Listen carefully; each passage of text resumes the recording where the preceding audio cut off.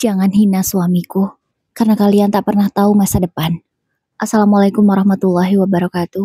Apa kabar bunda? Semoga Allah selalu memberikan kebahagiaan. Ingat ya Nov, jangan berani-berani kamu mengambil sepotong ayam untuk anakmu. Karena aku tahu berapa jumlah potong ayamnya. Kalau sampai kurang nanti, kamu yang akan aku curigai. Kata ibu mengancam. Ya Allah, padahal aku sudah lelah memasak seharian. Tapi sepotong ayam pun, anakku tak boleh memakannya. Aku hanya bisa mengurut dada agar emosiku ini mereda. Ibu, aku mau ayam goreng. Rengek Fadil anakku yang berumur 3 tahun. Dia belum jelas dalam bicara. Tapi kurang lebih begitulah kalimat yang dia ucapkan. Nah, ayam gorengnya sudah pas untuk Bude sama kakak-kakakmu. Fadil makan pakai sayur saja ya. Aku berusaha memberi pengertian kepada Fadil. Walau aku yakin anak sekecil dia tak mungkin paham. Fadil mau ayam goreng. Rengeknya lagi sambil terus memandangi ayam goreng yang masih mengepul di atas meja. Nak, nanti kalau ibu punya uang, ibu belikan dan Fadil makan sampai puas ya. Tapi kalau sekarang, Fadil gak boleh makan dulu. Perih hatiku mengatakan kalimat itu. Ayam goreng saja aku tak bisa memberikan untuk anakku. Makanan yang seharusnya menjadi pelengkap untuk menu sehat itu sulit untuk aku berikan ke dia. Hatiku menangis. Tak bisa aku membayangkan betapa kecewanya Fadil. Hanya sepotong ayam goreng pun tak bisa ia memakannya. Fadil yang mendengar ucapanku, ia semakin cemberut. Ia menjadi murung. Yang tadinya ia ceria karena mungkin harapannya bisa memakan ayam goreng, kini sirna sudah. Senyum di wajahnya langsung hilang. Dengan lesu, ia berjalan keluar. Sayang, maafin ibu ya nak. Nanti kalau kita sudah punya uang, kita beli ayam ya. Fadil makan sampai puas pokoknya. Ibu janji. Aku mengucap sambil memeluk Fadil. Janji ya bu, katanya dengan penuh harap. Iya, janji. Aku menunjukkan jari kelingkingku, pertanda aku sudah berjanji. Senyum di wajah Fadil mulai kembali. Kalau gitu, Fadil makan pakai sayur ya? Akhirnya sore itu Fadil hanya makan dengan sayur bayam. Dengan lahap, dia memakan makanannya sampai habis. Sementara aku, kalau aku mah jatahnya nanti, setelah semua orang yang ada di rumah ini makan. Ya, mungkin kalian berpikir yang bicara seperti tadi adalah ibu mertua. Tapi bukan. Itu adalah ibu kandungku. Ibu yang sudah melahirkanku dan membesarkanku, sampai aku menikah dengan suamiku yang seorang kuli bangunan. Ibu memang sedikit berbeda memperlakukan aku setelah aku menikah dengan suamiku yang seorang kuli. Baginya, derajat keluarga langsung turun karena aku menikah dengan laki-laki yang menurut ibuku berprofesi rendahan. Padahal, bagiku, apapun pekerjaan suamiku yang penting dia mau bertanggung jawab, aku sudah sangat bersyukur. Karena belum tentu suami orang yang kerja kantoran dan punya banyak uang bisa bertanggung jawab dengan keluarganya. Selama ini aku tak pernah merasa kekurangan. Aku selalu bersyukur berapapun yang diberikan oleh Mas Adam kepadaku. Suamiku yang seorang kuli bangunan bergaji 150.000 sehari. Itu kalau proyek lancar. Kalau sedang kosong, ia tidak berpenghasilan. Palingan suamiku akan mencari pekerjaan apa saja yang bisa ia kerjakan dan menghasilkan uang. Misalkan menjadi tukang kebun, bersih-bersih rumah orang, atau apapun itu yang penting halal. Maklum, suamiku hanya lulusan SD. Tentu ijazah SD tidak terpakai di zaman sekarang kalau ingin bekerja enak. Tapi menurutku, yang penting suamiku mau bekerja saja, aku sudah senang. Lagi pula, gaji suamiku yang 150.000 per hari itu sudah sangat cukup untuk memenuhi kebutuhanku dan anakku. Yang bikin kurang adalah keinginan ayah dan ibu. Ya, karena aku masih ikut tinggal bersama orang tuaku. Kebutuhan dapur dan rumah, suamikulah yang menanggungnya. Setiap hari, Aku harus menghabiskan uang 80 sampai 100 ribu rupiah untuk belanja sayuran. Belum untuk belanja bulanan seperti minyak goreng, beras, kebutuhan listrik, dan lain sebagainya. Karena memang ayah dan ibu tidak mau tahu lagi. Mereka maunya terima beres. Suamikulah, Mas Adam, yang harus memenuhi semuanya. Karena menurut mereka Mas Adam hanya menumpang di sini jadi harus tahu diri. Tapi meskipun begitu, aku masih memiliki tabungan walau tidak banyak. Setiap hari, aku bisa menyisihkan 30 sampai 50 ribu untuk aku tabung. Aku percaya, sedikit demi sedikit pasti lama-lama menjadi bukit. Jadi aku menabung dari uang-uang receh. Tak jarang, uang 2 ribu juga aku tabung. 1.500 rupiah pun aku tabung. Yang penting, ada uang untuk aku berjaga-jaga jika terjadi sesuatu. Ya, itulah yang aku khawatirkan. Makanya sebisa mungkin aku menabung. Ya, termasuk ayam goreng yang dimasak untuk menyambut kedatangan saudaraku yang lain. Masakan yang sudah tersaji di atas meja makan adalah hasil dari keringat suamiku menjadi kuli bangunan. Aku ingin tahu bagaimana respon saudaraku nanti jika mereka tahu dari mana asal makanan itu. Karena selama ini mereka selalu menghina profesi suamiku. Iya, aku 3 bersaudara dan semuanya perempuan. Kedua kakakku sudah menikah. Mereka tinggal beda kecamatan dengan kami. Kecamatan tempat tinggal kakakku jauh sedikit lebih kota daripada desa tempatku. Mereka kerja kantoran. Profesinya semua PNS. Begitu juga dengan suaminya.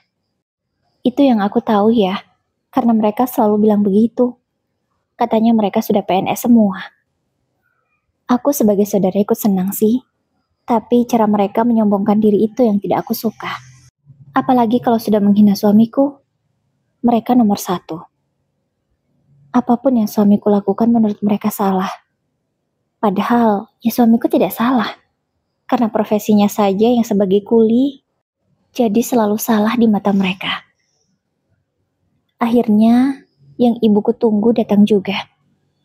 Nov, itu, kakak-kakakmu sudah datang. Cepat, buatkan es teh. Perintah ibu. Aku pun langsung bangkit dari dudukku dan segera melaksanakan apa yang ibu perintahkan. Kemudian membawanya ke depan, tak lupa dengan cemilannya. Cemilan yang sudah aku beli di supermarket tadi. Ya, keponakanku tidak mau makan cemilan yang murah. Mereka maunya cemilan yang mahal. Cemilan ini juga dibeli dari uang hasil kerja suamiku. Wah, ini kan enak. Ini pasti mahal, kata salah satu keponakan, anak dari kakakku. Dengan rakus, dia segera mengambil beberapa bungkus jajan, tanpa mau memberikan ke saudara yang lainnya. Ini belinya pasti pakai uang ibu kan?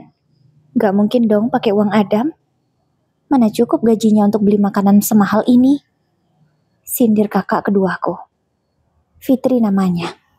Aku yang sudah muak mendengar ejekannya, langsung kukontani.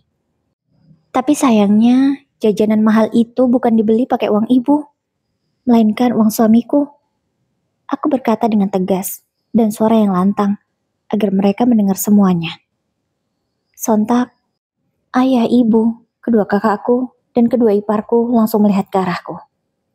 Dan tak lama kemudian, mereka tertawa sampai terbahak-bahak. Kamu lucu sekali, Nov. Mana mungkin suamimu mampu membelikan makanan mahal begini? Kerja suamimu saja hanya kuli, berapa sih gajinya?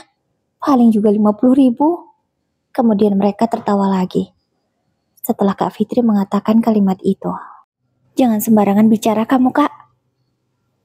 Puaskanlah kamu menghina suamiku. Jika suatu saat nanti derajat kami diangkat oleh Allah, jangan pernah kamu mengemis kepadaku. Aku terpaksa mengatakan kalimat itu. Aku sudah sangat emosi. Aku segera pergi dari hadapan mereka. Dan setelahnya mereka semakin keras tertawa. Tentu saja menertawakan aku dan suamiku. Sesampainya di belakang, aku melihat Mas Adam ternyata sudah pulang. Dia sedang mengajak Fadil bermain. Aku takut jika sampai suamiku mendengar hinaan dari saudara-saudaraku. Mas, kamu dari tadi? Tanyaku. Iya, aku juga sudah mendengar bagaimana saudaramu menertawakan kita. Jawab suamiku sambil tersenyum. Bisa-bisanya, dengan hinaan, suamiku masih tersenyum. Gak apa-apa sayang, aku paham kok. Aku sadar diri juga, aku hanya seorang kuli. Tapi kuli begini, bisa loh memberikan mereka makanan yang enak dan jajanan yang mahal. Kata suamiku dengan bangganya. Aku pun ikut tersenyum, karena ternyata suamiku sebaik itu. Makasih ya mas, maafkan juga saudaraku yang selalu menghina kita, kataku. Iya, aku sudah paham. Tidak usah merasa bersalah. Kita jadikan hinaan mereka untuk menjadikan kita sukses, kata suamiku dengan semangat. Aku yang mendengarnya pun ikut semangat. Setelah minum es dan makan cemilan, mereka pun ke dapur untuk makan nasi. Aku dan suamiku hanya menunggu di belakang saja. Kami malas untuk nimbrung ikut bersama mereka. Ya, sambil berharap mudah-mudahan ada sisa makanan untuk kami. Tapi setelah mereka selesai makan, tak ada satupun lauk yang tersisa. Nasi pun hanya sedikit, hanya porsi untuk Fadil saja. Iya, mereka begitu rakus. Makanan sebanyak itu habis dalam sekejap. Katanya orang kaya, tapi seperti tidak pernah makan saja. Memalukan, gerutuku kesal dalam hati. Begitu juga dengan Mas Adam. Tapi suamiku tak pernah mengungkapkan kekesalannya. Dia hanya bisa tersenyum sedih. Maaf ya mas, makanannya gak ada yang sisa. Biar aku masakin sebentar ya. Tapi cuma ada telur sama sayur kangkung. Kataku merasa bersalah ke Mas Adam. Udah, gak usah masak. Kebetulan, tadi di proyek, aku dikasih makanan ini, banyak. Sebentar ya, aku ambil dulu di motor. Ucapnya senang. Alhamdulillah, aku gak kelaparan. Ucapku bersyukur dalam hati. Mas Adam sudah kembali dengan tentengannya di tangan. Dia membawa 2 boks nasi. Ini untuk kamu, dan ini untukku juga Fadil. Kita makan sama-sama ya nak. Jangan minta punya ibu ya, biar ibu kenyang. Kata Mas Adam memberi pengertian ke Fadil. Fadil sudah kenyang kok. Fadil mau minta lauknya sedikit saja. Itu ada ayam crispy. Kata Fadil sambil menunjuk isi boks yang sudah dibuka oleh Mas Adam. Iya, ini kesukaan kamu, alhamdulillah. Ini, ambil saja untukmu semua. Kata Mas Adam memberikan sepotong ayam crispy untuk Fadil. Enggak ya, Fadil mau sedikit aja. Sisanya ayam makan. Fadil sudah kenyang, nanti tidak habis. Kata anakku itu dengan polosnya. Fadil pun hanya mengambil sedikit tepung dan sesuir ayam. Karena memang sepertinya dia sudah benar-benar kenyang. Karena tadi sudah makan nasi dengan sayur bayam. Mas Adam pun tersenyum melihat anak kami. Sebenarnya miris, tapi ya, alhamdulillah, aku punya anak yang sangat pengertian. Mas, ayamku kusimpan saja ya untuk Fadil makan nanti malam. Ini kita bagi 2 gimana? Kataku ke Mas Adam. Oke, itu lebih romantis. Jawabnya sedikit menggodaku. Akhirnya kami berdua makan dengan lahap, sementara Fadil asik bermain sendiri. Fadil memainkan mobil-mobilan yang dibuatkan oleh ayahnya. Mobilan sederhana yang terbuat dari kayu-kayu bekas. Yang Mas Adam buat dari kayu hasil sisa proyek yang sudah tidak dipakai lagi. Alhamdulillah meskipun hanya mainan seperti itu, Fadil sudah sangat bersyukur dan senang. Kusimpan di tempat yang aman ayam crispy yang kusisakan untuk Fadil tadi. Karena kalau tidak, pasti akan dimakan oleh orang yang rakus. Maaf ya. Makanannya sangat enak, jadi kami habiskan deh. Ucap Kak Via sambil mengelus perutnya yang semakin buncit. Bukan sedang hamil, melainkan badannya kini semakin melar. Bahkan, baju yang ia pakai sekarang terlihat kesempitan, tapi masih nekat dipakai juga. Sehingga membuat lekukan di tubuhnya menonjol semua. Sebenarnya, aku risih melihat itu, ingin menegur, tapi pasti dia akan tersinggung. Dan malahan kami akan jadi bertengkar. Jadi aku memilih diam. Setelah sholat maghrib, ayah dan ibu mengumpulkan kami semua. Jadi begini, Ayah sengaja mengundang kalian semua untuk kesini, karena ada yang ayah ingin bicarakan. Kata ayah memulai pembicaraan. Dengan antusias, Kafia bertanya, mau ngomongin apa sih ya? Tanyanya. Jadi begini, ayah dan ibu ingin membagikan tanah yang ada di sebelah rumah ini. Tanahnya kami bagi 3 dengan adil. Ya, tanah itu bisalah untuk kalian buat rumah. Daripada kamu terus tinggal di sana masih mengontrak. Kata ayah berbicara dengan Kak Fia. Iya, meskipun Kak Fia dan suaminya seorang PNS, tapi mereka belum punya rumah sendiri. Bahkan rumah yang sekarang mereka tempati masih mengontrak. Begitu juga dengan Kak Fitri dan suaminya, sama saja. Mereka memang besar gaya. Dan juga gengsi. Padahal rumah pun tak punya. Aku bersyukur, aku juga lega. Karena akhirnya aku dan Mas Adam punya tanah untuk membuat rumah. Karena jujur, aku sudah tidak kuat tinggal bersama ibu dan ayah. Bukan tak ingin mengurusi orang tua, tapi ibu dan ayah selalu menghinaku. Dia selalu merendahkan profesi suamiku. Bahkan, ia menganggap kami ini tidak berguna. Padahal selama ini, mereka bisa makan juga dari mana kalau bukan dari penghasilan suamiku. Terus ya, urusan buat rumahnya gimana? Tanya Kak Fitri dengan tidak tahu malunya. Menurutku hal seperti itu tak perlu ia tanyakan di sini. Karena seharusnya dia sudah bisa berpikir sendiri bersama suaminya. Jadi begini Fit, ayah juga punya rencana. Ayah ingin meminjamkan uang di bank. Tapi nanti bulanannya kalian yang bayar ya. Karena kan uang itu untuk membangun rumah kalian. Kata ayah lagi. Aku yang mendengar usulan ayah menurutku tidak setuju. Karena meminjam uang untuk membuat rumah itu rasanya tidak pas. Karena rumah itu uang mati, tidak bisa berputar. Tidak seperti jika meminjam untuk usaha. Aku tidak setuju sama sekali untuk hal ini. Gimana kak? Kamu setuju nggak? Tanya Kak Fitri ke Kak Fia. Kalau aku sih oke aja. Yang penting rumahku cepat jadi, biar nggak ngontrak lagi. Jawab Kak Fia. Kalau kamu gimana Nov? Pasti kamu setuju dong. Karena kamu kan akan terima beres. Lagi pula kalau menunggu suamimu mana mungkin. Mau sampai lebaran monyet. Kata Kak Fitri menghina. Lagi-lagi ia menghina.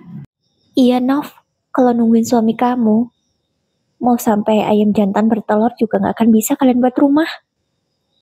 Kak Fia pun melanjutkan hinaannya. Betul tuh. Ibu pun mengiyakan dan mereka tertawa lagi terbahak-bahak. Suamiku hanya diam dan masih berusaha tersenyum. Aku tahu, itu senyum keperihan yang ia rasakan. Cukup, jangan hina suamiku dan keluargaku. Silakan saja kalau kalian mau pinjam uang bank untuk buat rumah. Tapi aku tidak mau. Ucapku tegas. Mereka semua terkejut dan langsung menatapku. Sombong sekali kamu, Nov. Emang mau punya uang kapan kalau tidak pinjam dari bank? Ucap Kak Fitri yang diikuti senyuman sinis dari suaminya. Senyuman menghina lebih tepatnya. Maaf mbak, aku dan Novi yakin tanpa meminjam uang dari bank, kami suatu saat nanti pasti bisa buat rumah. Kini Mas Adam yang berbicara. Dia berusaha membelaku di hadapan keluargaku. Allah, kamu itu terlalu sombong, Dam. Sudah tahu cuma kuli, masih juga sok ketinggian. Sudahlah, terima saja usulan dari ayah. Toh kalian pasti mampu kan bayar bulanannya? Atau jangan-jangan kalian gak mampu ya makanya gak mau? Kak Fitri lagi-lagi merendahkan suamiku. Jaga ucapanmu ya kak. Kalau cuma untuk bayar cicilan, kami mampu kok. Tapi kami tahu hutang bank itu riba, dosa besar. Jadi kami tidak akan pernah mau. Aku yakin tak akan berkah rumah yang dibuat dari uang riba. Aku mengatakannya dengan sangat tegas, agar mata mereka bisa terbuka. Allah, sok suci kamu Nov. Anak kemarin sore aja sok nasihatin kami yang lebih tua. Kata Kak Fia tidak terima. Terserah kalian. Kalau tetap mau utang bang, jangan salahkan aku karena aku sudah mengingatkan jika terjadi apa-apa dengan keluarga kalian nanti, ucapku. Aku segera mengajak suamiku untuk masuk ke dalam kamar. Aku sudah tidak tahan berada di tengah-tengah mereka. Sementara Fadil sedang bermain di dapur bersama keponakanku yang lainnya. Kupikir mereka bermain baik-baik saja. Tapi ternyata keponakanku, anak Kak Fia dan Kak Fitri malah merusak mainan Fadil. Hingga mobil yang terbuat dari kayu-kayu itu patah. Fadil menangis di pojokan, tapi tanpa suara. Dia hanya sesenggukan, sambil menutup wajahnya. "Nak, kamu kenapa?" tanyaku. Tanpa berbicara, Fadil langsung menunjuk ke mainannya yang sudah rusak. "Ya Allah, ya sudah, maafkan saudaramu ya, biar nanti ayah buatkan yang baru," kataku berusaha membujuknya. Akhirnya Fadil mau berhenti menangis. Aku langsung menggendongnya untuk masuk ke dalam kamar. "Loh, Fadil kenapa?" tanya Mas Adam. "Mainannya dirusak," jawabku. "Oh alah, ya sudah, jangan nangis ya nak. Besok ayah buatkan lagi yang lebih bagus, yang lebih besar," kata Mas Adam berusaha menenangkan anaknya. Fadil pun sudah mulai tersenyum lagi. Beberapa waktu kemudian, ayah, ibu, dan kedua kakakku benar-benar jadi meminjam uang dari bank. Mereka juga sudah mulai membeli material untuk membuat rumah. Aku yang belum punya modal ini hanya bisa memperhatikan saja. Sementara, lahan kosong bagian kami putuskan untuk ditanami sayuran dan juga buah-buahan. Kami menanam buah yang pohonnya besar di pinggir, sekalian untuk batas. Dan juga berfungsi agar ketika kami sudah membuat rumah di situ nanti tidak terlalu panas. Kak Fia dan Kak Fitri menertawakan aku dan suamiku yang sedang bercocok tanam. "Hei, orang itu bangun rumah, bukan malah nanam singkong," ledeknya. Aku pun hanya diam. Begitu juga dengan Mas Adam. Ia masih terus saja melanjutkan mencanggul tanah agar gembur, supaya sayuran yang ditanam bisa subur. "Awas saja ya, nanti kalau sayuranku sudah panen, aku tak akan memberikan pada kalian," ucapku mengomel. Dan omelanku terdengar oleh Mas Adam. "Sayang, gak boleh ngomong begitu. Meskipun mereka jahat, kita tidak boleh jahat juga. Nanti kalau sudah panen, kita wajib memberikan ke saudara-saudara kamu," ucap Mas Adam mengingatkanku. Aku dengan cepat segera beristighfar. "Astagfirullah Mas, setan apa yang sudah lewat tadi? Kenapa aku jadi jahat begini?" ucapku. Kemudian, aku sedikit mencubit mulutku sendiri. Setelahnya, aku dan suamiku melanjutkan pekerjaan agar cepat selesai. Karena hari sudah semakin siang. "Mas, apa sementara waktu kita tidak usah belanja dulu ya Mas? Karena kayaknya mereka malah keenakan. Sering makan di sini. Bahkan aku yang masakan tukang mereka. Padahal rumah-rumah mereka. Mereka sama sekali tidak mengeluarkan uang untuk makan," ucapku ke Mas Adam. "Janganlah, gak apa-apa. Hitung-hitung sedekah. Berarti kalau kita sedekah, kita lebih mampu kan daripada mereka," kata suamiku. Aku pun setuju. Ya walaupun aku dan suamiku harus mengeluarkan uang lebih banyak, tapi tidak apalah, hitung-hitung membantu saudara. Mudah-mudahan sayuran yang kita tanam bisa dipanen ya, dan hasilnya banyak supaya bisa dijual, kata Mas Adam. "Iya Mas, amin. Ya kalaupun tidak bisa dijual, jadilah untuk makan sendiri," kataku. Kalau aku sih berharapnya bisa dijual, karena kemungkinan aku akan berhenti bekerja. Aku kaget mendengar kalimat itu. "Maksudnya apa, Mas? Kok berhenti bekerja? Kamu dipecat?" tanyaku. "Enggak, aku nggak dipecat. Tapi atasanku yang selalu mempekerjakan aku. Dia memutuskan untuk alih bisnis. Tidak mau bisnis perumahan lagi. Ya jadi kemungkinan aku akan kehilangan proyek dari dia. Ini pun rumah yang aku buat tinggal satu lagi. Rumah terakhir," jawab Mas Adam sedih. Aku pun tidak tahu harus berkata apa. Jujur, sekarang aku langsung takut. Karena satu-satunya sumber penghasilanku adalah Mas Adam. Mas Adam berpenghasilan dari proyek kuli bangunannya. Kalau sampai berhenti, kami punya uang dari mana? Maafin aku ya, tapi kamu jangan khawatir. Sebagai kepala rumah tangga, aku akan berusaha bertanggung jawab. Aku akan terus berusaha sampai kita tidak pernah kekurangan lagi. Ucapnya semangat. Aku pun tersenyum. Walaupun aku panik dan khawatir, aku tak ingin menunjukkannya kepada suamiku. Iya mas, rezeki juga sudah diukur kan? Gak mungkin juga tertukar. Jadi, aku gak apa-apa kok mas. Mudah-mudahan ada rezeki di tempat lain. Bisa juga kan? Sayuran yang kita tanam itu menjadi sumber penghasilan buat kita nanti. Ucapku. Amin, mudah-mudahan. 3 bulan pun berlalu. Sesuai dengan ucapan Mas Adam, proyek pembuatan satu rumah lagi hampir selesai. Sekarang tinggal finishing katanya. Tinggal mengecat rumahnya saja. Jadi kamu tinggal berapa hari lagi mas kerja? Tanyaku. Kayaknya sehari lagi deh. Soalnya tinggal ngecat itu pun tinggal sedikit. Separuh lagi. Jawab Mas Adam lesu. Ya udah mas, gak apa-apa. Toh kita juga masih punya simpanan. Lagi pula sayuran yang kita tanam kayaknya sebentar lagi juga panen mas. Mudah-mudahan hasilnya lumayan. Bisa kita jual. Untuk kita menyambung hidup sementara. Sampai kamu dapat pekerjaan lagi. Ujarku. Iya sayang. Mudah-mudahan ya. Yang penting kita mau usaha pasti rezeki selalu ada. Jawabnya. Novi. Dengar-dengar suamimu akan kehilangan pekerjaan ya? Tiba-tiba entah datang dari mana. Kak Fitri muncul. Aku dan suamiku hanya diam. Kami bingung harus menjawab apa. Kalau kami jawab iya, pasti ujung-ujungnya kami akan dihina habis-habisan. Iya mbak, karena bosku mau ganti bisnis. Dia sudah bosan di bisnis perumahan katanya. Dia mau mencoba bisnis yang lain. Jawab Mas Adam dengan jujur.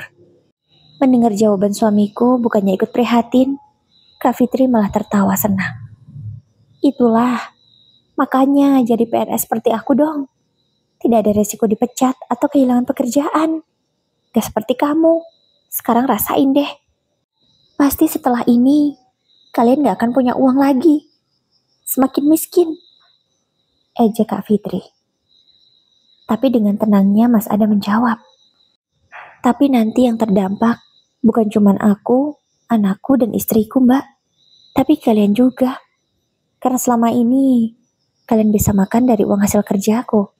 Kalau aku tidak kerja, ya tidak ada uang. Tidak ada yang bisa dimakan. Jawab Mas Adam. Alah, jangan ngayal kamu. Aku gak percaya kalau kamu yang belanjain semuanya. Penghasilanmu itu tidak seberapa. Masih besar juga penghasilanku dan suamiku. Kata Kak Fitri lagi dengan sombong. Ya terserah mbak saja kalau tidak percaya. Aku juga tidak mengharuskan mbak percaya kok. Jawab Mas Adam dengan santai. Karena kesal mendengar jawaban suamiku, Kak Fitri langsung pergi dari hadapan kami. Lagi-lagi aku merasa sangat bersalah. Karena memang sangat keterlaluan saudara-saudaraku itu. Gak apa-apa sayang, gak usah kamu pikirin. Aku sudah terbiasa kok. Jawab suamiku. Proyek pembangunan rumah Kak Fia dan Kak Fitri juga hampir selesai. Sekarang tinggal finishing. Sama halnya dengan rumah yang sedang dibangun oleh Mas Adam. Bedanya Mas Adam membangun rumah untuk orang lain, sementara Kak Fia dan Kak Fitri membangun untuk keluarganya sendiri. Ya walaupun dari hutang bank. Beberapa hari kemudian, sayang, aku bingung nih. Ucap Mas Adam tiba-tiba. Bingung kenapa mas? Apa sih hal yang membuatmu bingung itu? Tanya aku penasaran. Jadi gini, kan aku sudah selesai tuh bangun rumah terakhir. Lah terus? Tanyaku. Tapi tadi tiba-tiba bosku menyuruh aku untuk mengajak kamu dan keluarga kita untuk melihat rumahnya. Maksudku tuh aku bingung untuk apa gitu loh. Karena kan rumah itu bukan untuk kita. Kenapa kita disuruh lihat? Kata Mas Adam. Oh, aku nggak tahu juga mas. Tapi coba kita datang saja lah mas. Mana tahu ada yang ingin beliau sampaikan. Iya sih, soalnya gak cuma aku yang disuruh. Teman kerjaku yang lainnya juga disuruh. Tapi di rumah yang berbeda, karena aku bersama dua temanku mendapatkan proyek satu rumah itu.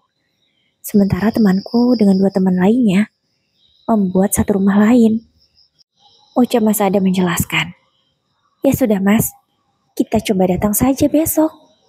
Mana tahu ada hal penting yang ingin bos kamu sampaikan. Lagi pula ini kan terakhir Mas kamu kerja dengan dia. Kamu juga bisa sekalian mengucapkan terima kasih. Ucapku. Iya, benar katamu. Ya sudah, besok kita datang ya. Tapi ayah sama ibu apa mau? Pasti mereka nggak mau. Tanya Mas Adam. Kalau mereka nggak mau ya nggak apa-apa lah Mas. Yang penting mah kita, kataku. Keesokannya aku benar-benar memenuhi undangan dari bos Mas Adam. Kami mendatangi sebuah rumah. Rumah dengan bentuk yang sangat elegan namun minimalis. Rumah itu dari luar terlihat begitu mewah, meskipun ukurannya tidak terlalu besar. Tapi kemewahannya benar-benar tidak bisa diragukan lagi. Ternyata ini adalah hasil karya suamiku. Ya Allah, mudah-mudahan aku bisa membuat rumah seperti ini. Karena aku sudah punya tukangnya. Yang belum ada mah, bahan-bahannya. Ucapku dalam hati kemudian tertawa sendiri. Iya, aku menertawakan diriku sendiri. Karena aku berhayal terlalu tinggi. Sini semua kalian, panggil bos Mas Adam. Aku hanya datang bersama Mas Adam dan Fadil saja. Kalau ayah dan ibu tidak mau ikut karena menurut mereka tidak penting, jadi tak perlu hadir. Jadi begini maksud saya mengumpulkan kalian. Di hadapan kita sudah ada dua rumah, dengan jarak yang tidak terlalu jauh, tidak terlalu dekat juga. Mana rumah yang kamu buat bersama tim Mudam? Tanya bos Mas Adam. Yang ini Pak, Mas Adam menunjuk dengan jempol tangannya. Kalau rumah yang kamu buat mana Riz? Tanya bos Mas Adam ke rekan kerja Mas Adam. Yang itu Pak, jawab orang yang dipanggil Riz oleh bos Mas Adam dengan menunjukkan jari telunjuknya. Ayo Riz, kita cek rumah yang sudah kamu buat bersama timmu. Ajak bos Mas Adam lagi. Mereka juga sama sepertiku membawa keluarganya masing-masing. Kami semua kompak untuk mengikuti langkah bos Mas Adam. Bos Mas Adam tiba-tiba memegang sebuah palu yang entah didapat dari mana. Riz, coba kamu lihat temboknya. Ini rumah baru jadi, baru selesai. Tapi masa sudah retak? Kamu gimana sih? Kata bos Mas Adam terlihat marah. Teman Mas Adam hanya diam, tidak berani menjawab. Kalau klien saya beli rumah ini pasti sangat kecewa. Inilah alasan saya kenapa ingin beralih bisnis. Karena orang-orang kepercayaan saya tidak bisa dipercaya lagi. Lanjut bos Mas Adam bicara. Bukan begitu Pak maksudnya. Karena saya kesal. Sebab ini terakhir saya bekerja. Saya bingung harus bekerja apa. Jadi saya sengaja membuat rumah dalam kualitas yang tidak baik. Supaya Bapak memperkerjakan saya lagi. Jawab teman Mas Adam. Tapi aku tidak setuju dengan jawabannya.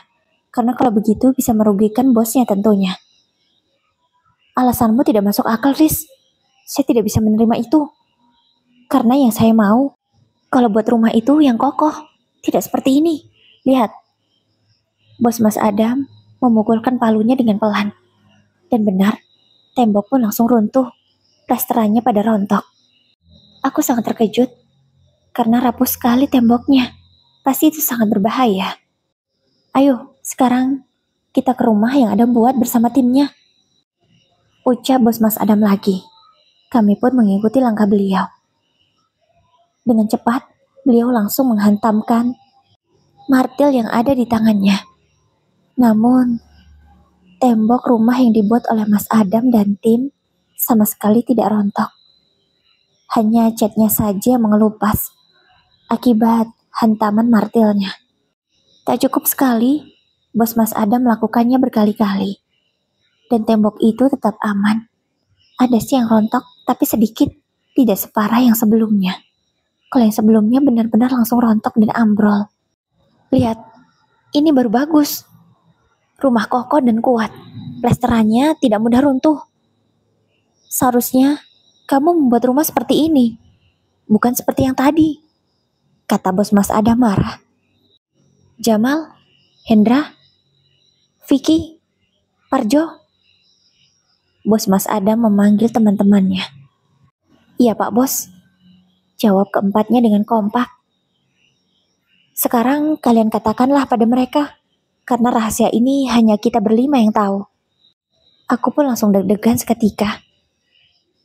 Aku takut sekali jika suamiku terkena masalah. Tapi Mas Adam sedari tadi hanya tenang, tidak menunjukkan kekhawatiran. Siapa yang mau ngomong nih? Mereka berempat pun saling tunjuk siapa yang disuruh bicara. Kamu saja Jo, kamu yang paling senior daripada kita di sini. Ucap salah satu teman Mas Adam. Ya, aku deh. Jadi begini, Mas Adam, Mas Haris. Sebenarnya kami dan Pak Bos punya rahasia. Maaf ya. Jadi begini, sebenarnya rumah yang kita buat terakhir ini adalah rumah untuk kalian. Iya, rumah yang dibuat oleh Mas Haris dan kami itu untuk Mas Haris. Sementara rumah yang dibuat Mas Adam dengan Vicky dan Jamal itu untuk Mas Adam. Ucap orang yang bernama Parjo itu. Seketika mataku langsung melotot ke arahnya karena aku tidak percaya dengan ucapannya.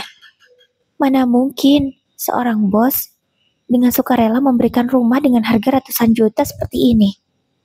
Itu pasti mustahil. Itu pasti hanya ada di dongeng-dongeng saja dan film-film.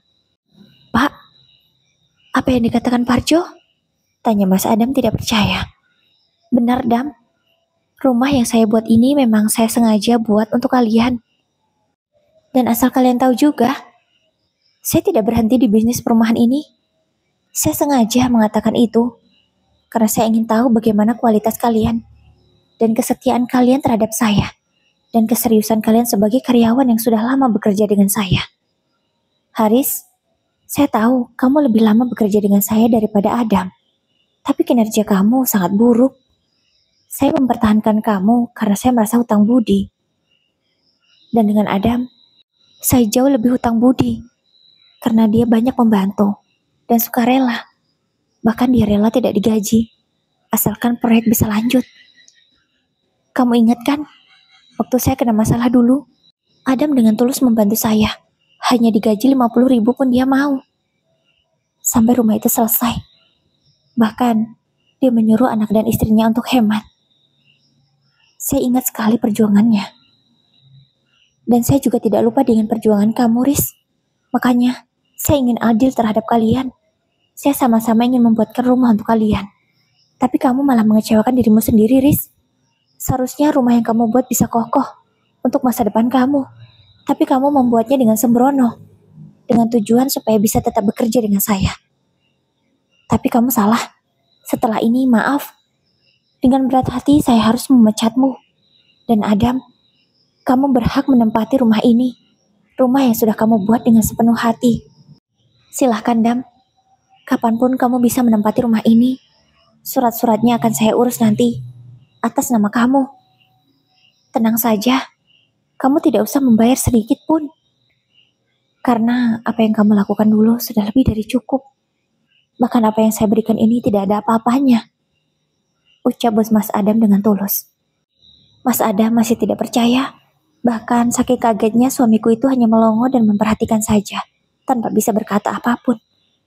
Pak, saya nggak mimpi kan? Tanya Mas Adam sambil menampar pipinya sendiri. Tidak, Dam. Jangan lakukan itu. Kamu tidak mimpi. Ini memang rezeki dari Allah untuk kamu. Tolong diterima ya. Ucap bos Mas Adam lagi. Mas, ini beneran? Aku pun ikut tidak percaya. Beneran, Mbak. Saya tidak bohong. Rumah ini memang untuk kalian. Semoga kalian betah tinggal di sini ya. Aku sampai sujud syukur karena saking bahagianya, begitu juga Mas Adam. Sementara Haris teman Mas Adam, dia dimarahi oleh istrinya karena merasa kecewa. Kamu itu Mas, aneh-aneh saja. Buat rumah kok sembrono. Sekarang kita rugi ratusan juta kan? Gak jadi kita punya rumah baru. Teriak istrinya marah di hadapan kami semua. Mereka pun langsung pergi, karena memang sudah dipecat. Tak lupa bos Mas Adam sudah memberikan pesangon untuk Haris. Pesangon ini Mas tidak seberapa dengan harga rumahnya, kata istri Haris masih terus mengomel. Hingga akhirnya mereka benar-benar pergi. Jamal, Vicky, Parjo, kalian yang melanjutkan proyek rumah yang dibuat oleh Haris ya. Kalian perbaiki rumah itu. Tapi bukan untuk kalian ya. Itu akan saya jual, kata bos Mas Adam. Siapa? Kami juga merasa belum pantas untuk mendapatkan rumah seperti Pak Adam. Kalau Pak Adam sudah sangat pantas, bagaimana tidak pantas, Pak? Dari beliau masih belasan tahun sudah bekerja dengan Bapak. Dari masih kecil sampai sekarang sudah menikah dan punya anak. Memang sudah sepantasnya Pak Adam mendapatkan hadiah ini, kata teman Mas Adam dengan tulusnya. Aku pun jadi terharu. Tidak kusangka, ternyata kebaikan suamiku dan kerendahan hatinya membawa berkah untuk keluarga kami. Dengan bahagia kami langsung pulang ke rumah. Tentu kami memberikan kabar bahagia ini kepada keluarga. Tapi mereka semua tidak percaya. Tapi ya terserahlah. Beberapa hari lagi aku akan pindah. Setelah aku dan suamiku membeli perabotan rumah.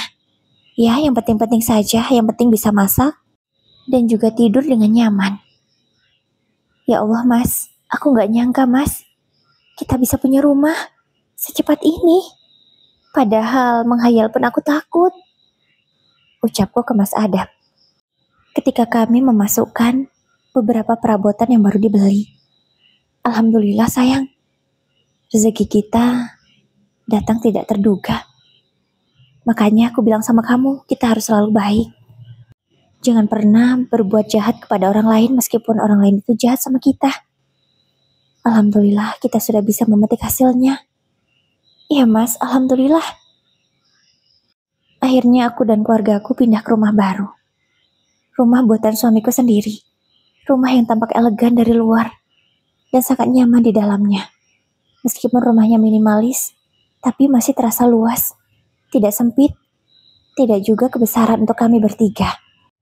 Berarti Mas, tanah yang dikasih oleh ayah bisa terus menjadi lahan kebun kita, ucapku. Iya sayang, alhamdulillah, kebun kita luas, timpal Mas Adam. Aku dan suamiku benar-benar sangat bahagia. Tidak menyangka akan mendapatkan rezeki sebesar ini. Rumah Kak Fia dan Kak Fitri juga sudah dihuni. Namun, kata orang-orang, menurut orang-orang ini ya, bukan menurutku, kata mereka, model rumah Kak Fia dan Kak Fitri tidak seminimalis dan tidak semodern model rumahku. Kata mereka lebih bagus model rumahku, menurut penilaian orang-orang ya. Terus kualitas bangunannya juga masih bagus kualitas bangunan rumahku. Karena buktinya baru beberapa bulan ditempati rumah Kak Fia, temboknya sudah ada yang retak di bagian plesternya. Ada juga keramiknya yang sudah pecah.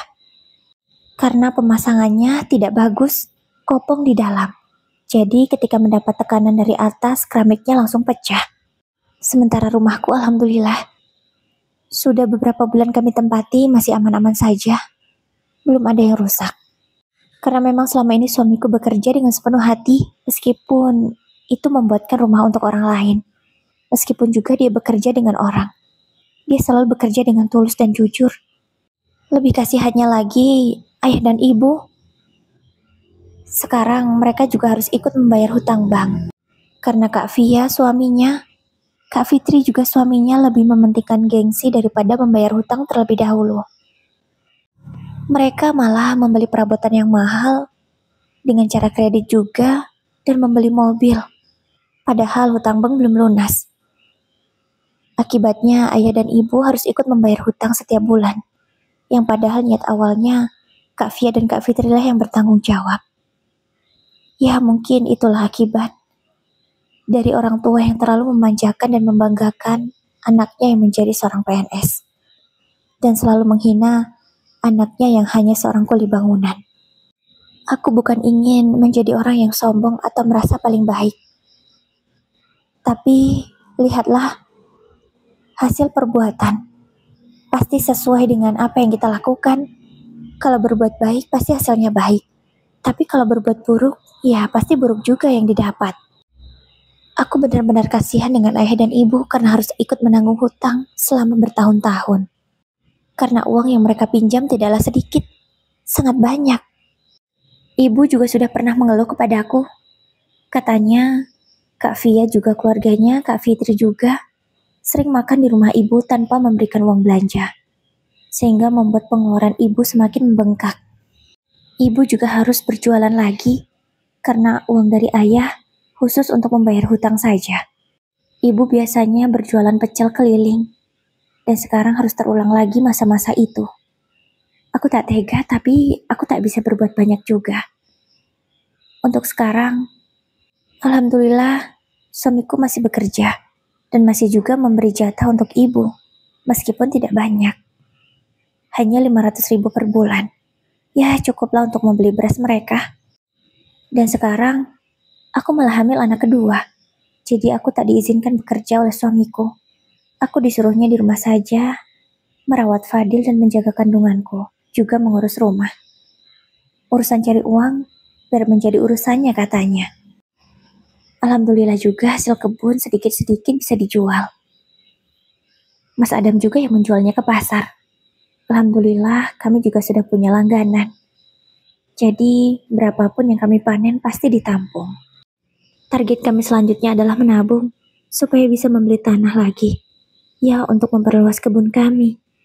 Karena di masa tua tak mungkin kan suamiku terus bekerja menjadi kuli bangunan. Makanya, kami ingin menjadi petani saja. Mudah-mudahan bisa terwujud segera. Oh iya, aku pernah bilang kan, jika meminjam uang bank untuk membuat rumah pasti tidak berkah, karena itu uang riba. Rumah yang dibuat oleh Kak Via dan Kak Fitri membawa malapetaka untuk keluarga mereka masing-masing. Keluarga mereka sekarang sering bertengkar. Entahlah, aku juga tidak paham karena masalah apa. Terakhir kabarku dengar, suami Kak Via ketahuan chattingan dengan wanita lain. Sementara suami Kak Fitri malah kecanduan judai. Judai online itu loh, sehingga menghabiskan uang gajinya. Semoga kisah ini bisa menjadi pelajaran ya. Hindarilah riba, karena sesungguhnya dosanya begitu besar. Dan Allah tidak bisa mengampuni itu jika meninggal dalam keadaan masih berhutang riba. Nauzubillahi min dzalik.